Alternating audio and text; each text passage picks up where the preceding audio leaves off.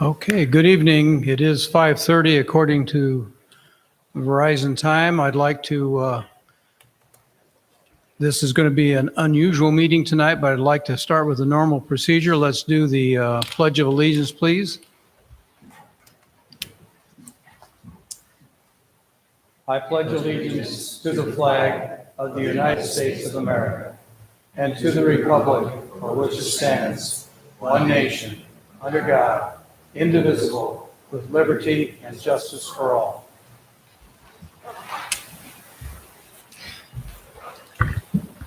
Chris, would you take the roll?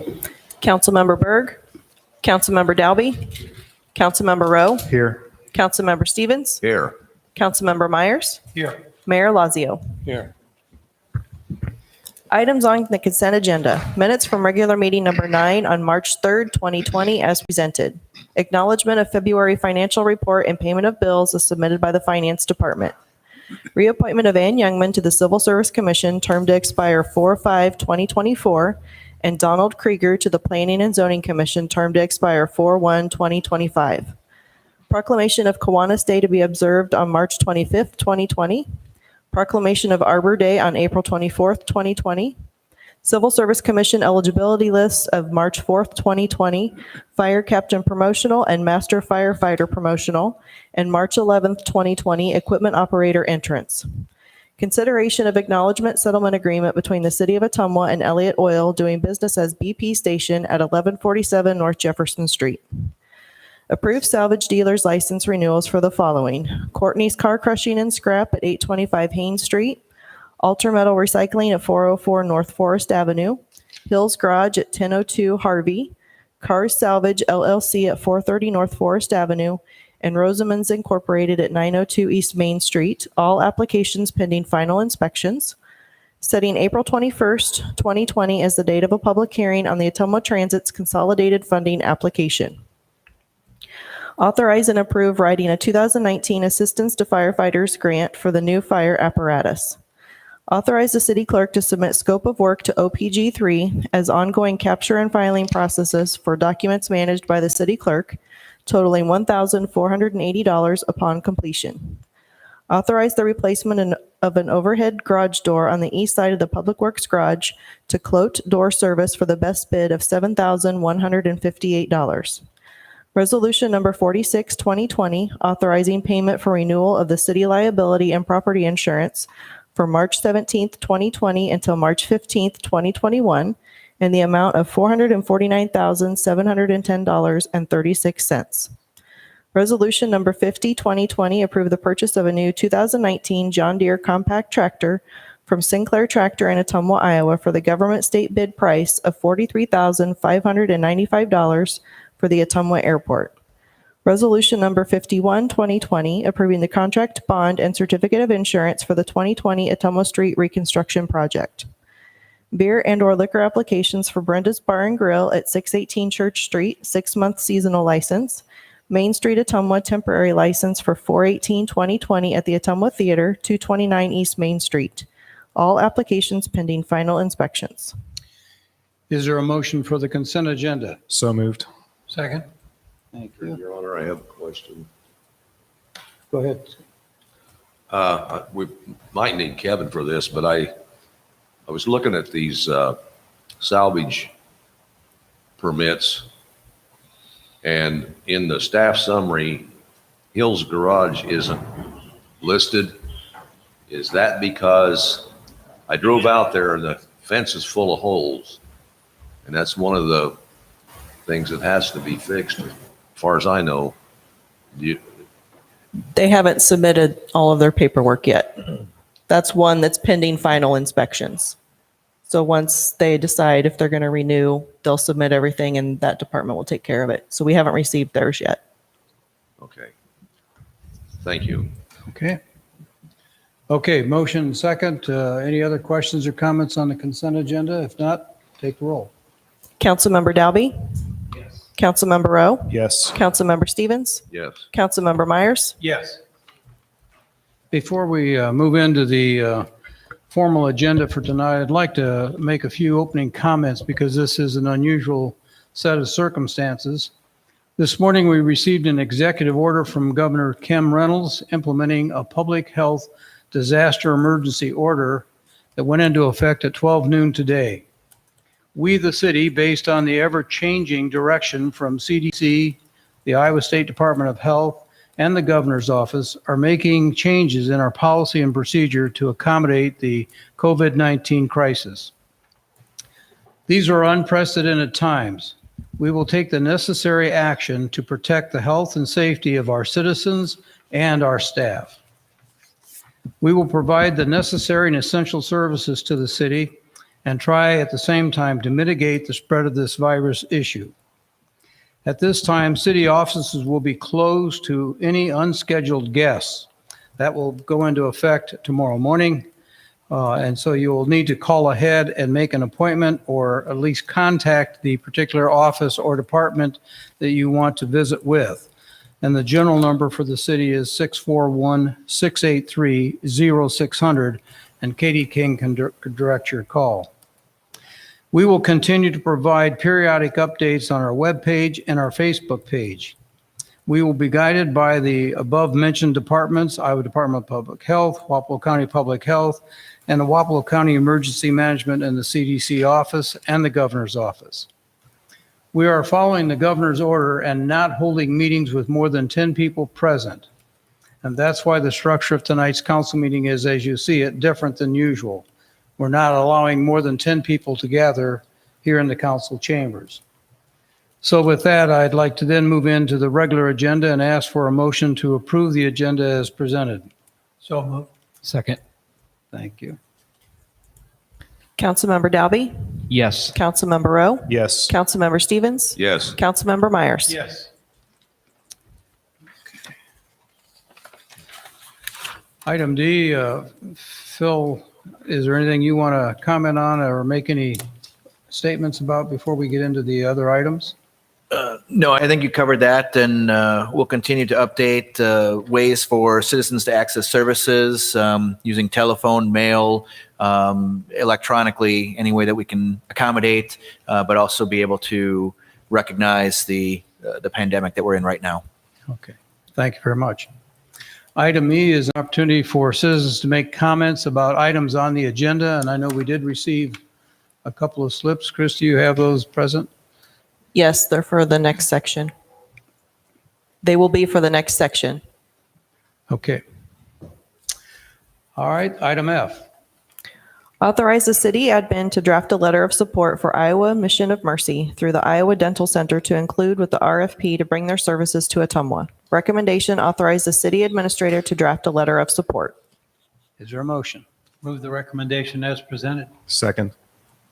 Thank you. Any questions? Hearing none, take the roll. Councilmember Dalby? Yes. Councilmember Rowe? Yes. Councilmember Stevens? Yes. Councilmember Myers? Yes. This is the time, place, and date set for a public hearing on the proposed adoption of the 2021 city budget. And I think at this time I'll call on Kayla, do you want to make any opening statements, or Phil, are you going to make some opening statements first?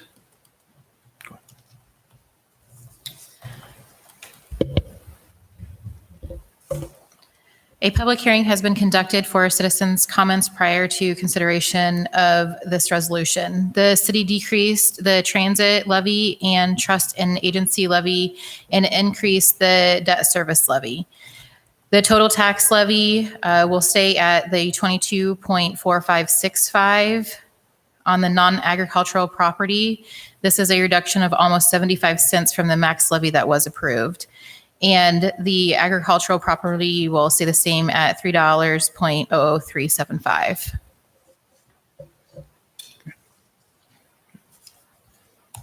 Go ahead, Phil. Did you want me to make comments now or following other comments from the public? Let's bring in the people that wanted to comment, and then we can have you follow up after that. So I think Chris Kale. Chief, would you bring in Chris Kale? That's all I've received so far.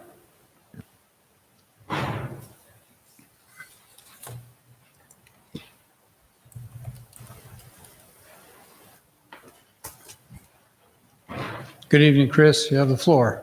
Good evening, council and city administration. My name is Chris Kale. I'm the vice president of the Ottumwa Association of Professional Firefighters, Local 395. I'd like to, first of all, thank you for letting me come here today and talk to you. On behalf of the firefighters in Local 395, and for taking the time to discuss the concerns we have with the proposed budget cuts that will affect not only Ottumwa firefighters, but the citizens of Ottumwa and the city as a whole. I'd like to begin by talking about different options that we, the Ottumwa firefighters, have proposed to the city council to either generate revenue for the city or different avenues to decrease the city's budget issues without cutting public safety. For at least 4 years, we've been discussing with some of the city council members about implementing a transporting EMS service. This would not only generate revenue for the city, but since Ottumwa firefighters are usually first on scene anyway, it would also provide more efficient patient care for the citizens. I'd also like to talk to you about the Beach Ottumwa has been a financial drain on the city for years, as well as supplementing funds for Bridgeview Center. There have been other institutions in the city whose budgets have been questioned by the citizens of Ottumwa, such as the library. Since public safety should be the city council's top priority, it would make sense to look at other budgets that do not generate revenue for the city or actually costing the city money, instead of making a knee-jerk reaction to cut the 6 firefighters. The first priority for a city administration and city council should always be public safety. New businesses and residents would not want to come to the city that is currently regressing with the overall city safety instead of promoting it. With the entire country shutting down as of today because of the coronavirus, the fire department and firefighters will continue to be on the front lines to provide excellent care and protection to the citizens of Ottumwa, forsaking our own health to make sure that our citizens are safe. That's why I'm here, asking City Council to reconsider these not only dangerous but life-altering public safety cuts. The 5 men you are proposing to cut from the fire department have dedicated their lives and time to protect not only the citizens of Ottumwa, but you, yourself, your children, and your family. They also have families whose lives will be completely altered when these budget cuts are implemented. Due to the circumstances of how today's meeting needed to be held, I have collected written statements from firefighters, their families, and citizens of Ottumwa, also asking you to reconsider this decision and to reevaluate the budget to not take away from public safety. I feel as though these budget cuts would be a huge step backward for Ottumwa and would be the beginning of the demise of what could be a great city. If the city council chooses to make these cuts, it will be something that I fear we would not be able to regain. It would only become worse and essentially lessen the safety of all of our loved ones who live in Ottumwa. That's all I have for you today. I have the statements that I would like to leave with you. There are some that made copies for each of you and some others that didn't. If you would not mind taking the time to read them, I would appreciate it. And do you guys have any questions for me? Are there any council questions, comments? Not at this time. Thank you, Chris. Okay. We appreciate your coming to the meeting, and unfortunately, it had to be held this way, but we're trying to comply with the governor's requests. All right. Thank you guys very much for your time. Have a good evening. Thank you. I probably need to. Yeah. I need to read all of these. So if there's Chris, were there any other requests for people to come before the council? No, but I did have some calls today, and I told the people on the phone that I would mention their names, that they opposed the budget cuts. Chief Miller? Jeanette Codrin, Leslie LaRue, Kayla LaRue, Ken LaRue, and Aaron Tillman are all ones that I spoke to today. And I think Administrator Rath, you have some other people who have also called in or written in. I do, and I understand Chief Miller is also asked to address the board. Okay. Good evening, Chief. You have the floor. Thank you. Good evening. I'm not here. I'm not going to say a lot of comments because I've already talked to most of the council members. I've talked to the new city administrator. What we're going to do is in about 3 weeks, the AFG grant, we wrote an AFG grant for a fire truck. It was supposed to be closed out last Friday at 4 o'clock. It got extended for a week because the system crashed. A month after the AFG closes, and it's going to close this Friday at 5 o'clock, in about a month, the safer grants are going to open up. And like I said, I've already talked to the financial leaders of the city, and if with the council's approval, of course, I would like to write a safer grant to maybe get some of our guys back. Something they have added this year for the very first time in safer grants and AFG grants is a hardship deal. And they've never had that before. And basically what that is on the AFG grants, if the city cannot afford the 10% match, the administrator for AFG can waive that fee. Safer Grants is also going to have a hardship rule on that. And once that thing opens up, we'll have a better understanding exactly how that's going to work. So that's the way I'd like to look in a month, is maybe some of our people back. I know we're going to lose some of our guys to retirement or to layoff, and I know we're going to lose some guys to go to another fire department. That's something we will deal with in the very near future because I know it's going to happen. Any questions for the chief? Okay. Thank you, Tony. Appreciate it. Do you Are there- want me to read all of these statements? So Certainly they're give called us- into the meeting? I think it's appropriate to give their names, and if you can summarize. Summarize that quick. Brian Lee of Lee's Photography. When he learned about the bridal cottage being on fire, that's right next to their business. So they feared the worst, and they would like to see us change our decision in regards to the budget cut. Clifford Keeley, community citizen, 30-year veteran of the Austin Fire Department, fire science degree, certified fire instructor, fire inspector, fire cause and determination specialist. He does not agree with the cuts as well. Cole Owens.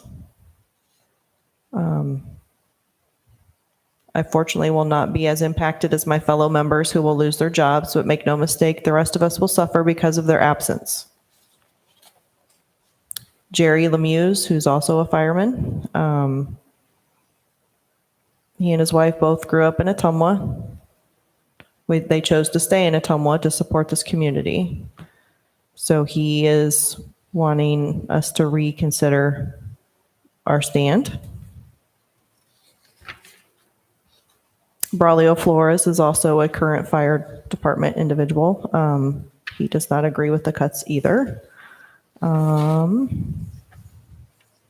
and Jolynn Messer. They're both lifelong Ottumwa residents. Born and raised here. We're very disappointed to hear the council is considering a staff reduction within the fire department. The safety of the public is at stake, as well as the safety of the remaining firefighters. I know that you are all trying to do what you think is best for the community, but consider what we stand to lose. That's all that I have. Thank you, Chris. I had a few additional ones that were presented, either phone calls or letters that were submitted. Joel Fye is father of Derek Fye. He's recommended raising taxes by a penny, that owning our own fire, it's response within 5 minutes, and it's a strong, healthy crew. From Emma Ashlock, urges to reconsider the cuts to Ottumwa Fire Department. Men are crucial to the safety of the city. Cutting any of the positions would be a huge mistake. Wants to see Ottumwa be successful and is proud to call it home. Looking at options to help generate revenue for the department and ask for more money from the budget. Just want a chance to work hard, support their own department. An unidentified lady who had called. She is a mother at a high rise. She says that we should give back the raise, or the fire department should give back the raises this year. The current virus has an effect on the city, and does not want to see anything to happen to the transportation because she does need that. Let's see. Brian Ullin he had drafted a letter respectfully requesting and carefully evaluate the decisions on the future of this great city. Thoroughly understands and respects the work that the elected officials do, and would respect and request that, at the very least, postponing any decision or not reducing or cutting public safety in either fire or the police department. And then praises the work that our public safety individuals do. And then Karina Cordova has lived in Ottumwa for 19 years, and with everything going on, thinks that we should reconsider voting on doing the cuts for the fire department. We need public safety, especially with the coronavirus situation. Cutting right now would be a big mistake. And I believe those are all the comments from the public.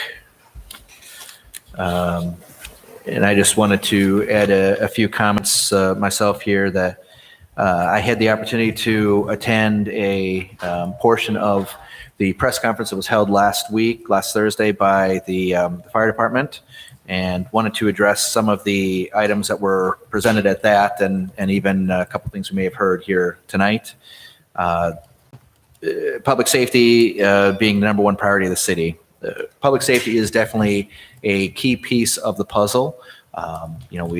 It's one of those things that most people, unless they have an abundance of wealth, can't handle on their own. Most people cannot afford their own private security or private fire protection. And so we rely on the accumulation of the wealth, the taxes, and other revenues to be able to pay for that and provide a public service.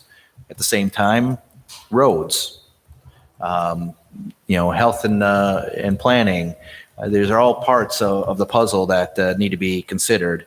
And I'd say the number one priority is to make sure that as administration and elected officials that we're being responsible with the resources that are provided to us through taxes, fees, and other revenues. Right now, 86 cents out of every dollar in the general fund is spent on public safety. So I'd say that it is a high priority for the city and would continue to be so. There were some comments, not mentioned tonight specifically, but at the press conference talking about franchise fees. This was something that has been a topic for a number of years in the city. Cities in the state of Iowa have the ability to raise a franchise fee. We do have that currently, the ability on the Alliant Energy, the electric bills. It is currently set at 0%. There are some processes and procedures that would need to be followed in order to increase that and partake in some of the revenue from that. That said, there are also some offsets in that. We would lose the lost revenue that comes off of that. That first 1% that people are paying in as part of the lost revenue, that would no longer go towards the lost. So that 90% that goes towards sewer and roads, we'd have to make up for that. The other 10% that helps to offset taxes, that would be gone and would go into the franchise fee. So there is that aspect. The tax exempt properties and businesses that aren't paying currently on the electric bills for that would be an additional expense on their bottom lines. And depending on the strength of how the business is doing, may have some economic impacts that affect the workforce and the ability to maintain jobs. So there are some definite things that need to be considered when we're looking at that, and that's just at the first %. Every % we increase beyond that is going to have additional impacts. One of the things that was on the agenda earlier tonight was the dental. We have a population that is near 20% at the poverty level. That was one of the reasons why that's an important thing, but also has an impact. Every dollar we raise on the utility fees or in taxes has an impact on that population. And those that are right at the edge pushes them closer to that. So we need to be conscious and proactive and calculating when we decide to make moves on franchise fees and other things, and make sure that that impact isn't going to have a negative effect on the other sides of the equation.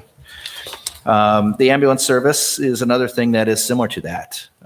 Yes, the transportation runs can generate revenue, but there's also an expense to that. There's an expense to staff time. There's an expense to the rig. There's potential impacts on the partnerships and those that are running the ambulance for us now, the hospital and others. So when we're looking at these, we definitely want to make sure that we're doing so in a calculated approach and making sure that we're addressing the intended and unintended consequences. I'm definitely open to looking at any of these things, revenues as well as expenditures. And there's two sides to a budget. And so at the same time we're looking to generate new revenues, we also have to look at ways that we can help to reduce expenditures. And so that's the other part we need to be conscious of as administration and elected officials. And finally, I just wanted to mention, it was brought up about the grants. I had talked with Chief Miller, and we are pursuing the AFG grant for a fire truck. That is something that's of need for the department. And we have talked about the SAFER grant as well as an option. We will definitely evaluate that and see, if we meet the needs for that, and then the long-term impacts of that as well, and if we're able to support that going forward. So that will be something that I'm sure will be coming before this council again. And I guess the one final thing I would say is the budget is a planning document. We approve a budget. We hope to use that as our framework and guidelines, but that does not mean that it's static and is not able to be changed. Amendments can happen to the budget. Chief Miller had mentioned there were some individuals he thought he may lose to either retirement or other agencies. We were talking as far as the budget that we needed to reduce by 6 people. And that was looking at one individual who was expected to retire and a potential of 5 layoffs. Now, if some of those individuals are able to take jobs elsewhere, then that reduces the need for layoffs. We will definitely evaluate our staffing needs and would not want to do anything to put the life and safety of individuals at risk. Thank you. Thank you, Phil. Are there any other council comments? Are there any other people that wanted to address the council? Do we need to close before we make council comments? Pardon me? Do we need to close public before we? I think if there's no other written comments, I would like to entertain council comments, and I would also make some at the end. If there's nobody else, I would entertain a motion to close the public hearing. I think the chief is asking, is anybody else? Okay. I would entertain a motion to close the public hearing then. So moved. Second.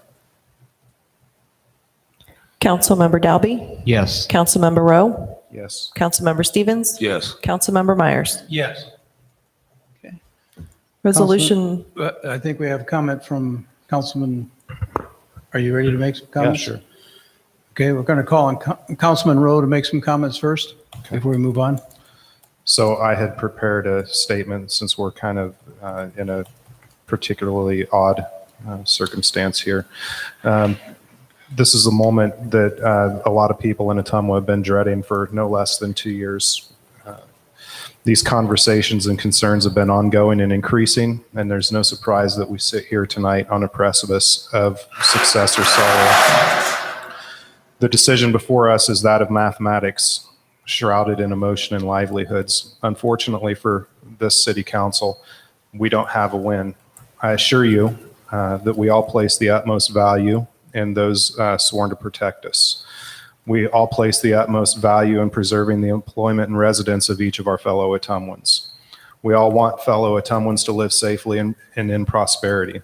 I believe that each one of our individual voting records and the work that we have done over the last 2 or 3 years has attested to that fact. However, we're also sworn to protect our resources.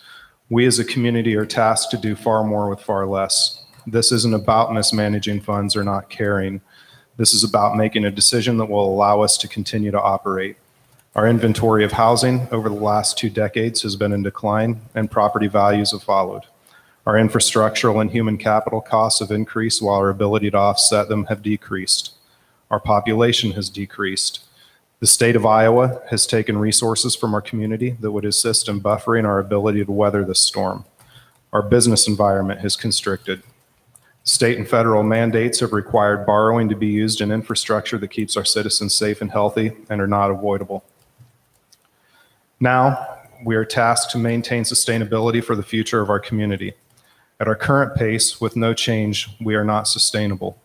It isn't a question of if, however, when it will happen. On the current pace, that when is very soon. If we do nothing, our cash reserves deplete and our ability to borrow and pay back obligations decrease. Our ability to maintain any qualified staff decreases, and our ability to assure our citizens' safety and resources diminish. The biggest possible failure of this council would be to allow our reserves to deplete and subsequently wash away literally generations of hard work and sacrifice by those that we have followed. We understand and appreciate the tremendous decision that we have to make tonight. We all know that no matter the decision, there will be ramifications that will be felt for a long time. We all know that we're impacting lives. However, we also know that we owe it to our fellow Ottumwans to make our decision based on facts, not emotions.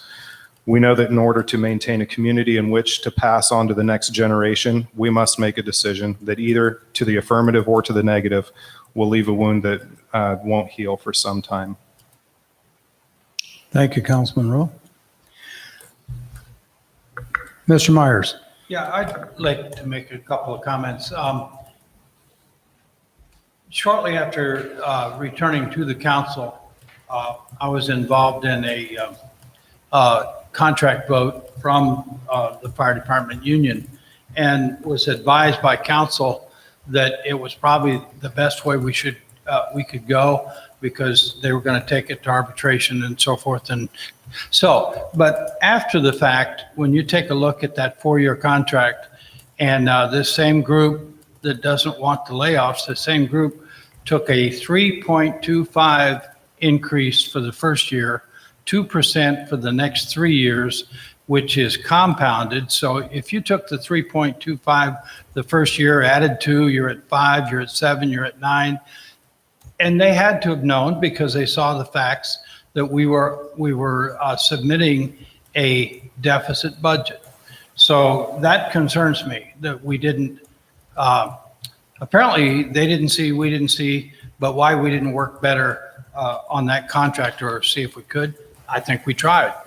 Secondly, I really appreciate Mr. Rath's comments, City Administrator Rath's comments, because franchise, I've heard that over and over again, but I am aware, just as Mr. Rath pointed out, already being the 4th highest taxed city in the state, levied in the state, that franchise fee could affect John Deere, it could affect JB, it could affect so many parts of our businesses that it would really need to be researched as opposed to just saying, well, all you'd have to do is raise that franchise fee.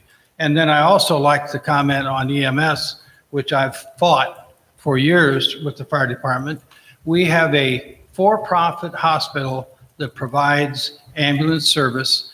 They pay $700,000 a year in taxes, I think, on the hospital property, another $300,000, $1 million in taxes that they pay, and yet somehow we think, well, we could take their business away. I just don't understand that logic at all, but I appreciate Mr. Rath's comments, and I think we need to move forward with the budget.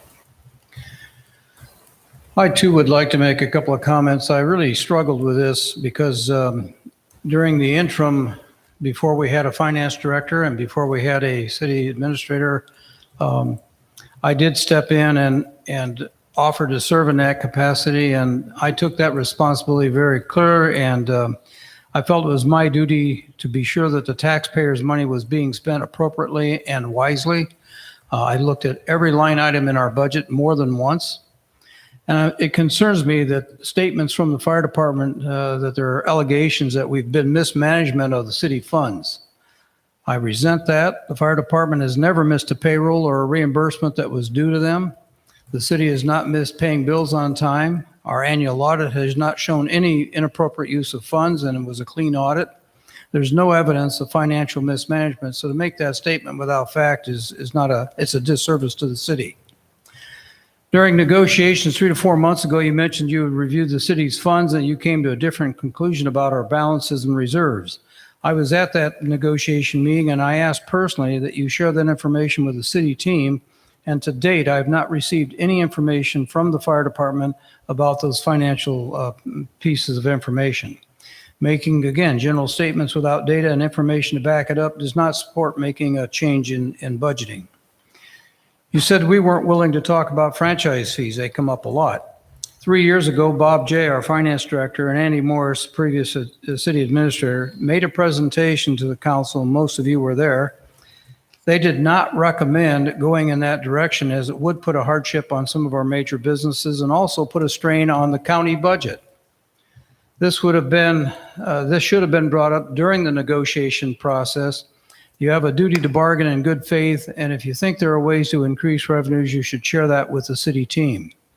A specific proposal with costs and benefits need to be presented during the negotiating sessions. You also made a statement at the public meeting that you were not sure that we were at maximum levy rate.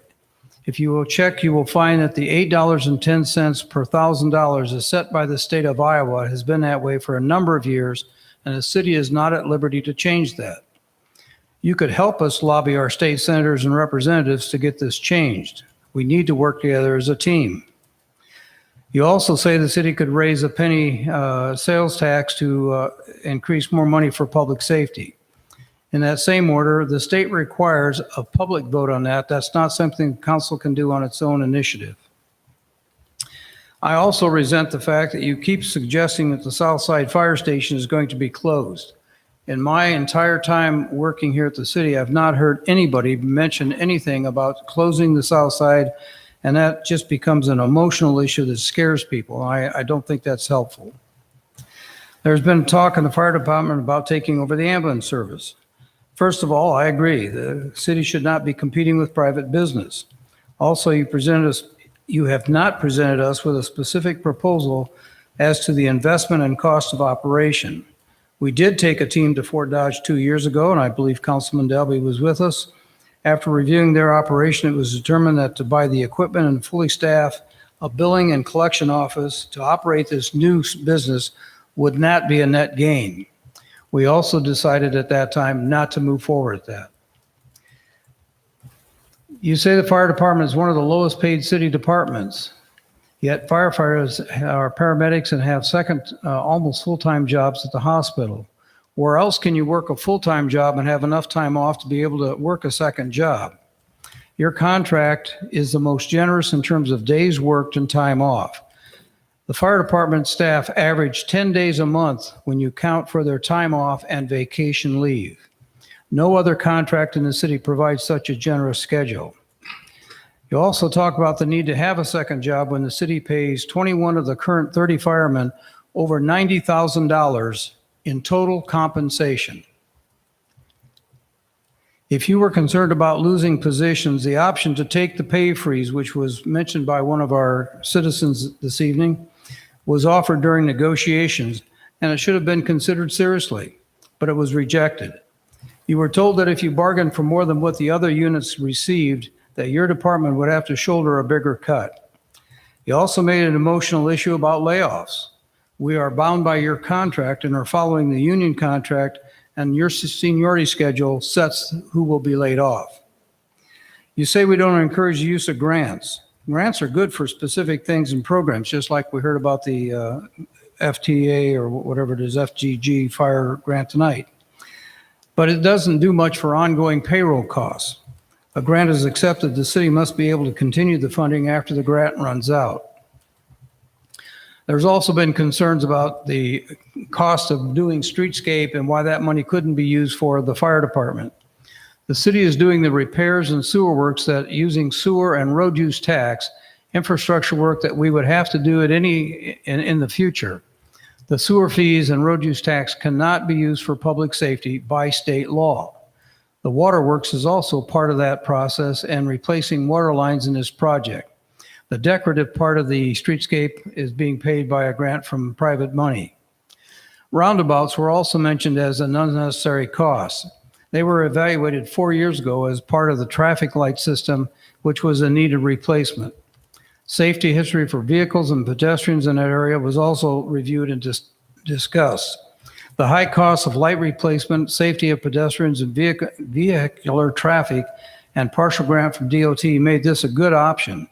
The roundabouts are less expensive to maintain than traffic light replacements. I want to be clear about another opinion that is being spread. There is no vendetta against the fire department. You are one of the many departments of the city, and as such, you need to be held to the same standards as the rest of the city departments.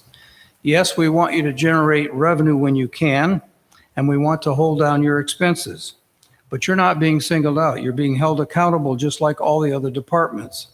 They've all made cuts, and there have been cuts in the police, parks, public works, and administration and family and the planning department. Why shouldn't the fire also be subjected to the same expectations? We want to have a well-trained, skilled fire department in our city, but we need to work together. The next time negotiations are done, we should open that up to the public to actually see what happens during the process. We, the administrative staff, have nothing to hide. It's all open and public record. Perhaps it would be helpful to the public to watch the process to see what they can be informed of how much each side gives to the process. There's no place for inaccurate and false statements in this process. We both have one common goal: to serve the public in a responsible and fiscally sound way. My duty as an interim city administrator was to be sure that the taxpayers' money was being used appropriately and wisely. I did that work at no extra cost to the city to save the city money. My focus was to look at all aspects of the city financial operations. We even brought in some outside consultation who provided guidance to us. This budget, although it is tight, will allow the city to move forward in a positive direction. We want the city to be safe and well protected. Thank you. Are there any other comments or other statements to be made? Your Honor, I'd make a quick statement. Sure. And just as being one person who's always supported fire department and public safety on this council, just to clear up some of the other things we've heard a lot of people say, well, find somewhere else to cut. And simply, we've cut across the board pretty much in the general fund. The general fund encompasses, for the most part, administration, fire department, the police department, and parks. And, everything parks has sustained cuts this year. And if you look past, back across the years, parks honestly has taken the brunt of most of the cuts. We used to have a parks department that had 20 some employees years ago. And I believe we're, down to 5 people. So when we say, well, the fire department is taking the most hit, if you look past across history, parks has taken the biggest hit. So I think the administration has done the best job they can in spreading out the cuts, but we don't hear about the people at City Hall that are losing their jobs. There may be a cut or 2 or 3 or 4 happening inside this building, but we don't see the media covering that. Now, those are real families and people losing their jobs, but I don't see the press covering that. And I think that's an injustice. None of us sitting up here want to see anybody lose their jobs. And I don't think this is a council issue.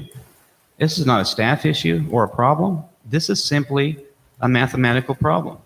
We are a victim of the valuation coming in and dropping off level the way it is. It didn't go up at the rate our expenses did. It's simply a math issue.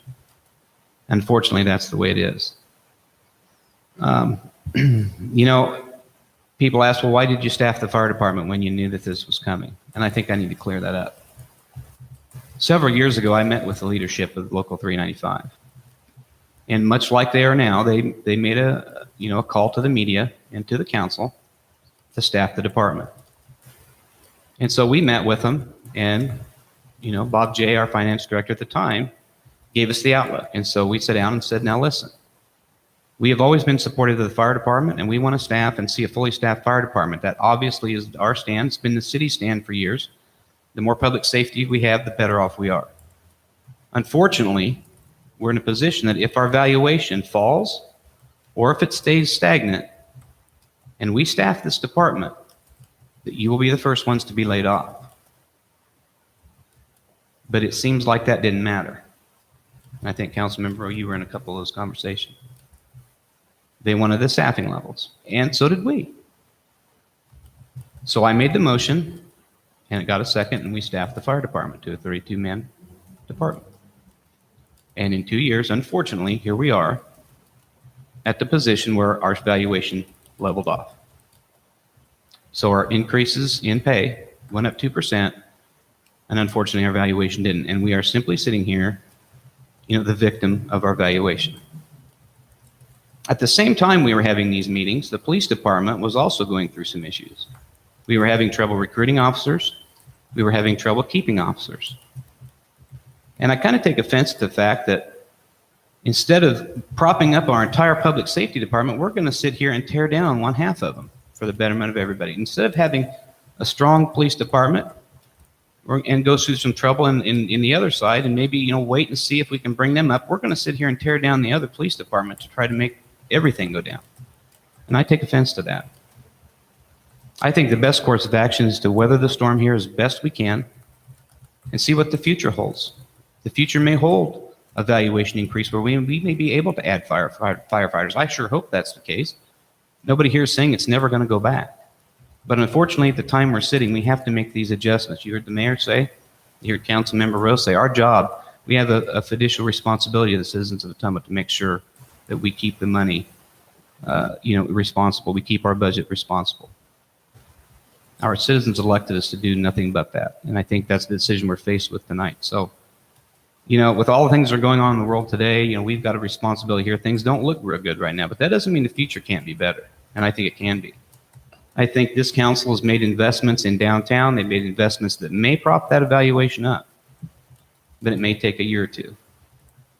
So I think before we lose all hope, and I know, I hate it for the families who may have to take their residency somewhere else, and I certainly do. I say that with deep sincerity.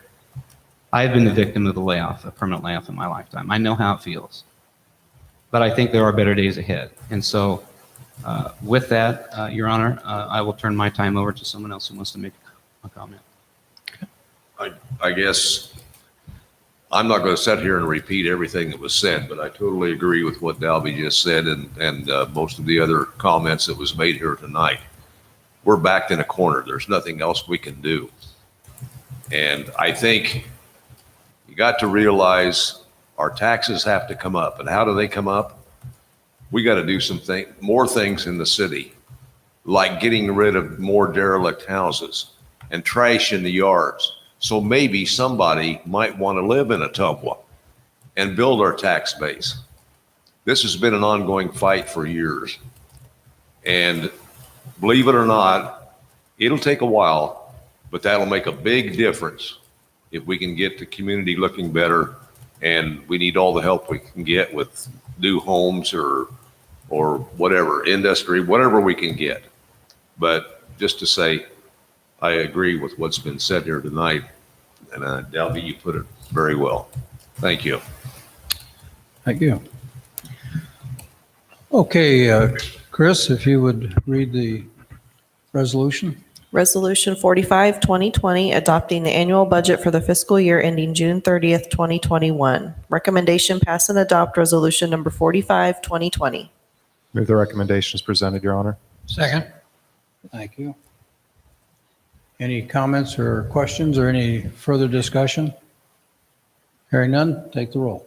Councilmember Dalby? Yes. Councilmember Rowe? Yes. Councilmember Stevens? Yes. Councilmember Myers? Yes. Okay, thank you. Resolution number 43, 2020, removing a special assessment applied to a vacant lot located at 1744 Maple Street, parcel number 0074110000610000 on resolution number 286, 2016. Recommendation, pass and adopt resolution number 43, 2020. Is there a motion? Move the recommendation as presented. Second. Good evening, Kevin. You have the floor. Thank you, Your Honor. The city mowed property at 1744 Maple Street in 2016 and subsequently assessed the mowing costs of the property taxes. At the time of this action, the property was owned by Larry Wiseman. In 2017, the city obtained title to 1744 Maple Street via 657 action, removed the derelict house, and then offered the vacant lot for sale. In 2019, Lorenzo Silva purchased 1744 Maple. along with 3 adjacent properties with plans to construct a vehicle repair shop. Sometime after purchasing the properties, Mr. Silva discovered that there were past taxes and a special assessment still owed concurrently on the properties. Mr. Silva approached Wapello County to compromise the past taxes. It's the city's understanding the county will do so. However, Wapello County needs the city to agree to removal of the special weed assessment presently in the amount of $154. And this resolution will accomplish this task. Any questions for Kevin? Okay, hearing none, take the roll. Councilmember Dalby? Yes. Councilmember Rowe? Yes. Councilmember Stevens? Yes. Councilmember Myers? Yes. Resolution number 44, 2020, fixing an amount for abating a nuisance against certain lots in the city of Ottumwa, Iowa, totaling $18,621.56. Recommendation pass and adopt resolution number 44, 2020. Is there a motion? Move the recommendation as presented, Your Honor. Is there a second? Second. Go ahead, Kevin. Thank you, Your Honor. The city removed a dead tree from the property at 1022 Plum, and the cost was billed to the owner.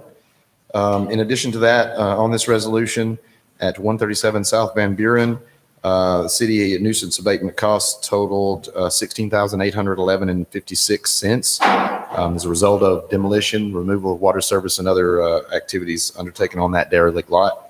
The total here is $18,621.56. Any questions for Kevin? I have a question. Go ahead.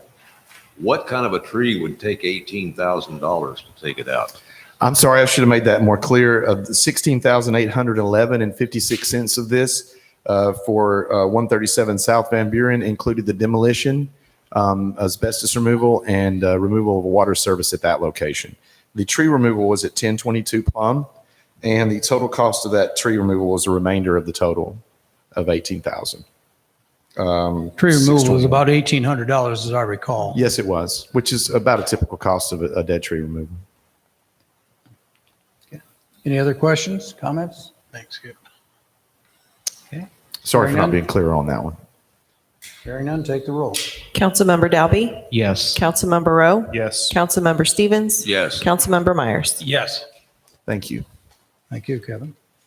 Resolution number 47, 2020, award re-roofing building number 34 at the Ottumwa Airport to T&K Roofing and Sheet Metal Incorporated of Ely, Iowa, in the amount of $30,575.52.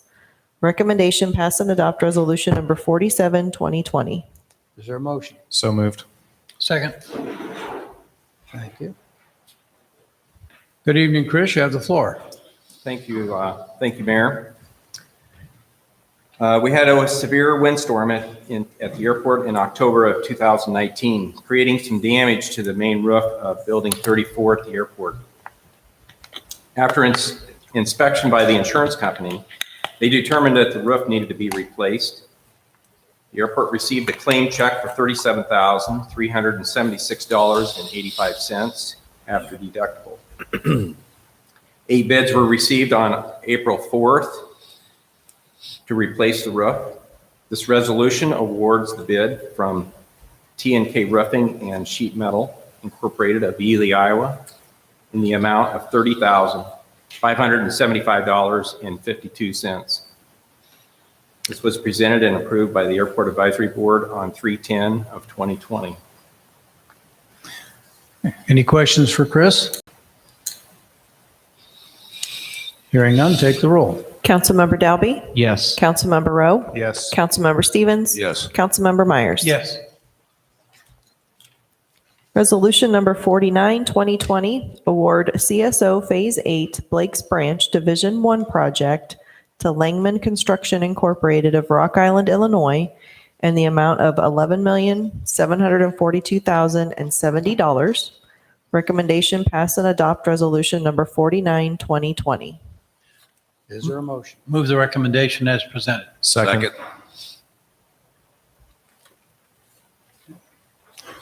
Good evening, Larry. You have the floor. Thank you, Mayor, Council. I'll just do a brief overview of Phase 8, Division 1. Again, this is one of the major phases in our compliance schedule that we are mandated to do by EPA and Iowa Department of Natural Resources. It is divided into 4 separate projects that basically separates one of the remaining CSOs. Bids were received and opened by Vinstrom and Kim at City of Ottumwa on March 10th, 2020 at 2 p.m. 21 sets of plans were either sent out or downloaded from either the city website or through V&K's offices. 3 bids were received. The low bidder is Langman Construction of Rock Island, Illinois, in the amount of $11,742,070. The plan holders list is attached, and the funding below is also indicated.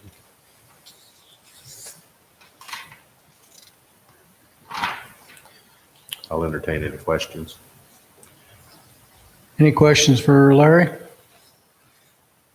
It's about $357,000 below the engineer's estimate, so that's a good estimate at this point. You're pretty comfortable with It is. It's one of those things. We've had so many increases in our construction cost.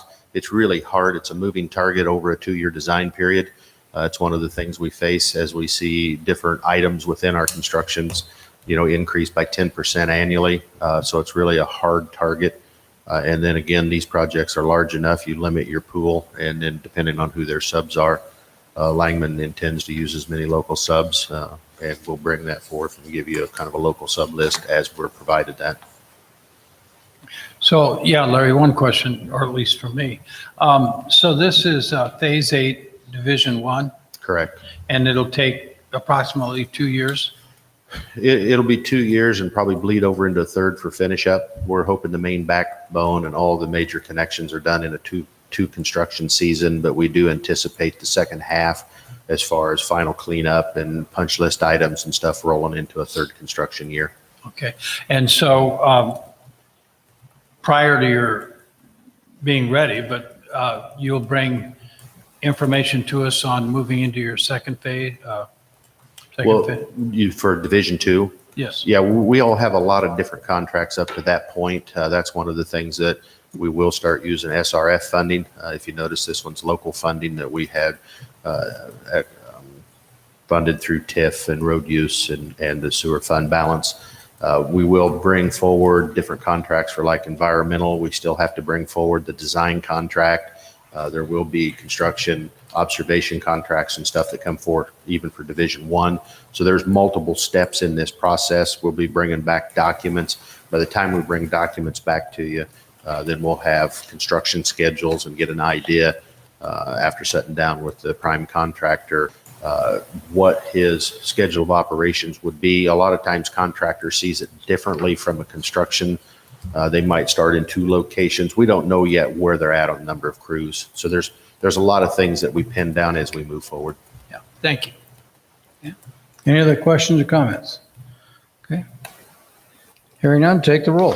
Councilmember Dalby? Yes. Councilmember Rowe? Yes. Councilmember Stevens? Yes. Councilmember Myers? Yes. Resolution number 55, 2020, award Milner Street Reconstruction Project to Iowa Civil Contracting Incorporated of Victor, Iowa, in the amount of $2,492,052.72. Recommendation pass and adopt resolution number 55, 2020. Is there a motion? So moved. Second. Thank you. Go ahead, Larry. I'll cover this project. It was proposed for full width, full depth reconstruction of Milner from Mary to Burris. The project includes replacement of the ADA sidewalk at intersections as required, storm and sanitary and sewer improvements as needed, water main replacement, and grade work for a future multi-use trail corridor on the east side of Milner Street, Mary to Richmond. Bids were received and opened by the Iowa Department of Transportation on February 18th, 2020. 4 bids were received, and the low bidder is Iowa Civil Contracting, Inc. of Victor, Iowa, in the amount of $2,492,052.72. Our budgeting, this is one of them that we were able to get a swap grant or STIP. It's $1,629,508. And then out of the expanded street repair program, we had budgeted $407,377. And then Waterworks, as bid, would be responsible for $512,994.90.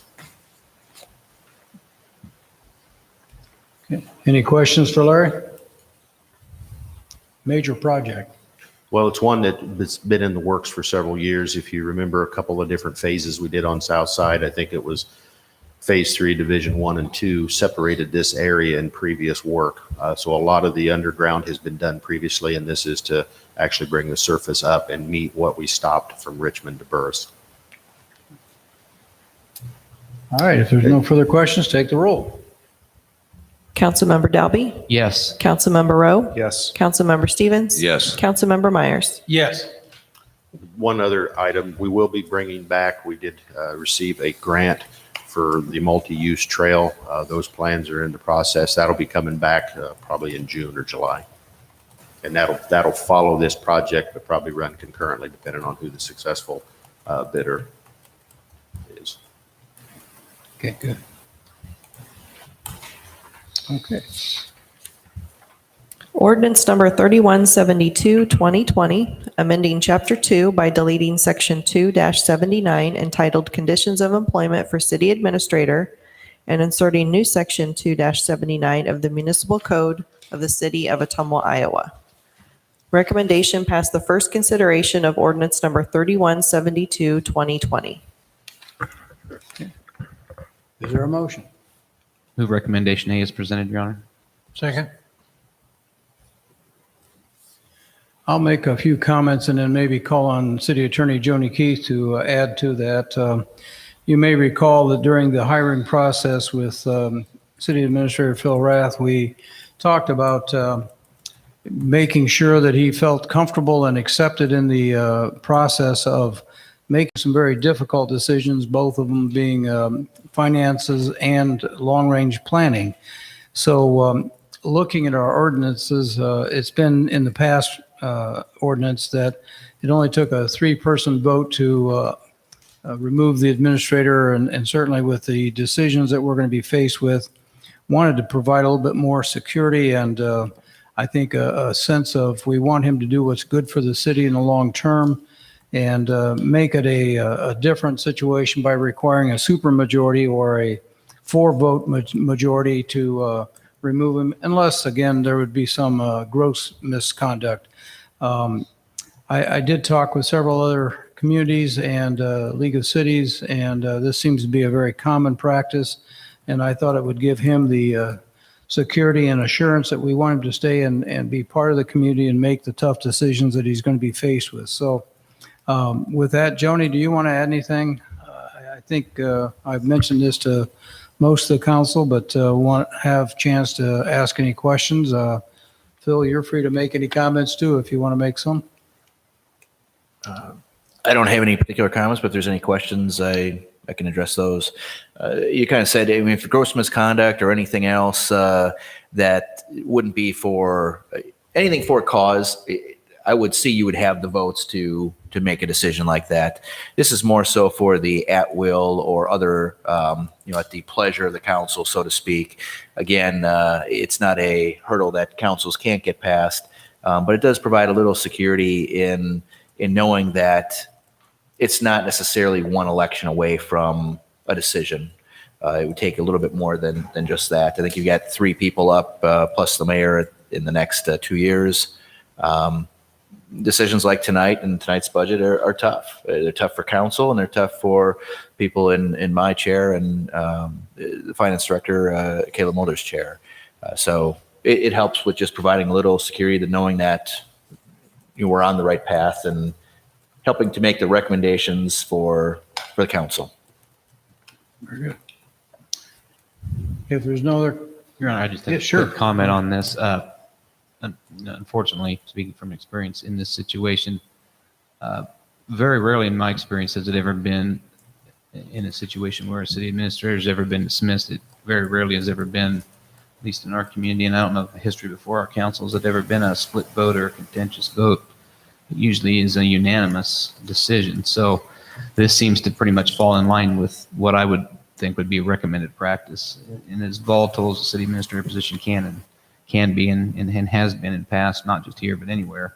This does seem like it would add stability and just makes sense, in my opinion, to move forward with this. I think it's a good idea, not just for Phil. I mean, it's not just for Phil's security, but for anybody in this position in the city of Ottumwa. It makes good sense to me. Good. Yeah, I would speak to it also. In 3 previous terms on council, it really was used at times as a threat. You know, we have the 3, and I didn't think it was fair to the families or to the city administrator. You know, I think I had confidence they'd do their job, but the threat was always there. And I appreciate my colleagues here that, to understand that if it's that bad, we'll have 4 votes. But I think if it just adds some comfort to the position that I'll do my job and I'll do it well, I think this is the right thing to do. Very good. Okay. There's no other comments. Motion then to do the first consideration of the ordinance. Chris, do you want to take the roll? Councilmember Dalby? Yes. Councilmember Rowe? Yes. Councilmember Stevens? Yes. Councilmember Myers? Yes. Waive the second and third consideration and pass and adopt ordinance number 3172, 2020. So moved. Second. Thank you. Councilmember Dalby? Yes. Councilmember Rowe? Yes. Councilmember Stevens? Yes. Councilmember Myers? Yes. Ordinance number 3173, 2020, repealing and replacing the Sidewalk Cafe ordinance number 3143, 2018 of the City of Ottumwa, Iowa, and is set forth in Chapter 32 of the Municipal Code, City of Ottumwa, Iowa, by repealing and replacing Sections 32-275. Recommendation pass the first consideration of ordinance number 3173, 2020. Is there a motion? Move the recommendation as presented. Second. Go ahead, Kevin, you have the floor. Thank you, Your Honor. This ordinance broadens the way in which restaurants can share the sidewalk with pedestrian traffic, and it also tightens up language concerning the expectations that the city has with business owners who are using the sidewalks for this purpose. The major part or change in this ordinance is contiguity, because prior to this change, if we make it tonight, prior to this change, contiguity had to be the case with a sidewalk cafe, meaning that 5 feet had to remain open for passage of pedestrians. And in this case, with this change, the 5 feet will remain for passage of pedestrians, but it doesn't have to be a 5 feet that is contiguous to the structure from which the service is originating. It can be out to the outer edge of the sidewalk, taking advantage of the aesthetical beauty of our new installations with sidewalk and streetscape. And still, you remain the passage between, at that point, the building and the activity taking place on the outside of the sidewalk. So that's the major change to the ordinance. The other parts of the ordinance that have changed are related to how the business managers and owners will maintain the equipment and various things that are part of the service. So the major change would be that contiguity. Any questions for Kevin? I would compliment Kevin. You had I thought, a very lively and good meeting with our city staff. Zach Simonson, the inspectors were present, and and Joni Keith, our attorney. We had a lot of good give and take, and I thought it was a very productive meeting. So nice to see the staff working well together. True, we had a lot of staff input, and Zach Simonson really did a lot of work on this ordinance, so we appreciate They that. really did. Yeah. Okay, if there's no further questions, take the roll. Councilmember Dalby? Yes. Councilmember Rowe? Yes. Councilmember Stevens? Yes. Councilmember Myers? Yes. Thank you. Waive the second and third considerations and pass and adopt ordinance number 3173, 2020. Is there a motion? So move. Second. Thank you. Councilmember Dalby? Yes. Councilmember Rowe? Yes. Councilmember Stevens? Yes. Councilmember Myers? Yes. Item J, we do encourage people to comment on things not on the agenda. Is there anybody, Chief, out in the hallway or out in front that wants to speak to the council? Okay, thank you. Item K, petitions, communications. I would like to make one comment about, we had the One Ottumwa celebration a couple of Saturdays ago, and I think it was a very successful morning and family fest at the Bridgeview Center. We'll be hearing more about that, our work with the school system, GoPIP, the city, and we really, I think, have a good core group of people to see how we can change both attitude and pride in the community. So you'll be hearing more about that as we move forward. Some good news, and I want the city staff to hear this as well as council. I was notified earlier or late last week, on Friday afternoon late. The Small Business Administration notified us that we will be receiving a statewide award for our collaboration with our city partners, that being Main Street, Convention Visitors Bureau, the Bridgeview Center, the SCORE chapter, and many other of the banking community, real estate people. They really felt that we've done a good job of working together as a community, and so there will be a presentation later this spring on that. And lastly, I want to compliment, I think we made a very busy and packed trip to DC for lobbying our congressional people, and we hit all 6 of them. Plus, we had a great meeting with the EPA and the American Public Works Association to talk about sewer separation and receiving some financial support, because as I think Councilman Myers brought up, $11 million is just the tip of the iceberg, and we're going to need more money to do that project and get it completed. Thought it was very successful, and they listened to us and had some good comments, and I think it will pay dividends down the road, and we want to keep in touch with those folks as we move forward. Any other comments from council? Any other business you want to bring to the attention? Okay, hearing none, I entertain a motion to adjourn. So moved. Second. Do that, Skip. Councilmember Dalby? Yes. Councilmember Rowe? Yes. Councilmember Stevens? Yes. Councilmember Myers? Yes. Thank you. I have 6:42. Thank you and good night. And